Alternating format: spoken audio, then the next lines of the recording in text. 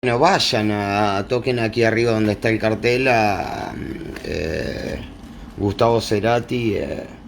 Personalmente, a él no lo conocí por un pelete. Sí conocí a Charlie Alberti, ¿verdad? Y estuvimos hablando muchas cosas cuando él estaba internado.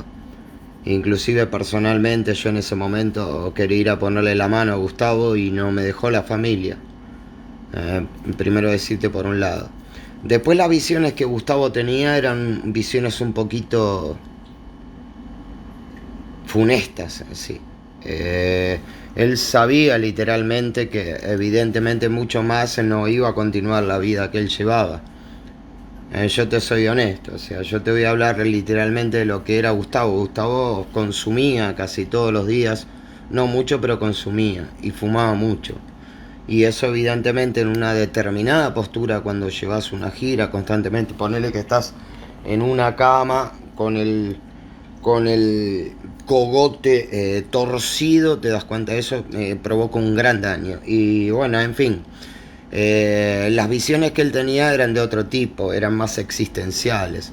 Era en cuanto a la existencia de dos tierras dentro tuyo, del misterio femenino, la poesía de Spinetta en algunos casos, inclusive él, y en la compositividad también, musicalmente Spinetta, y sobre todo la manera de tocar la viola, la manera de puntear también, muy parecido a lo que era Spinetta, con la diferencia que él lo perfeccionó un poquito, y aparte le buscó cosas de él también, como vendría a ser músicos que eran guitarra, bajo y batería y voz, y de repente le empezaron a poner la onda de Brian Eno con arreglos. Él tenía un poquito de esa ingeniería que se movía en Estados Unidos, y de hecho cuando fue a grabar el disco de La Ciudad de la Furia, como era que se llamaba, que fue el que le pegó el salto, ¿no? Y que realmente para mí no fue el mejor disco. Para mí el mejor disco que tuvo Gustavo fue Canción Animal.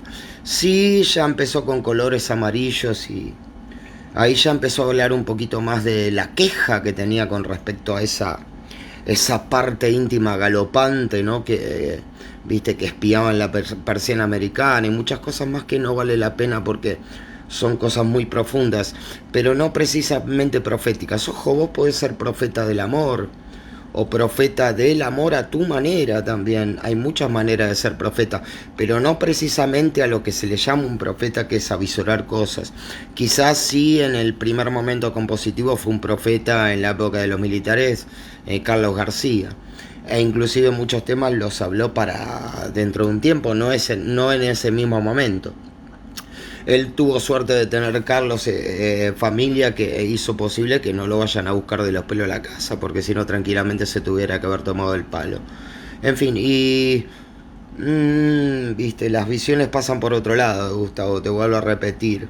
La compositividad era muy... Él le prendía una vela enorme a Federico Moura, que fue el primer productor que ellos tuvieron, lógicamente.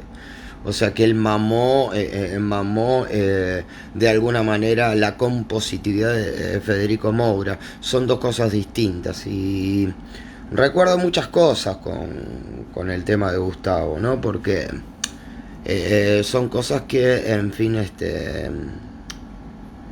él las veía venir y de alguna manera sabían que era un déjà vu en su propia vida. Ya le había pasado, ya había tenido un aviso en Venezuela tiempo atrás y no lo supo aprovechar, ¿verdad? Y quién sabe las cosas como son, porque muchas veces unos, en ese sentido, capaz que sí era profeta, de profetizar las cosas que en su propia vida podían llegar a pasar, y de hecho pasaron. Yo la verdad que lo único que lamento realmente es que no me hayan dado la posibilidad de poner la mano sobre Gustavo, porque yo entendía bien de qué se trataba lo que componía, y en fin, y era calcado, y solo pocas personas entienden desde raíz lo que, más allá de lo que te dice la letra, podés llegar a entender o no en una dualidad de lo que realmente es, de donde salió, de las entrañas del compositor.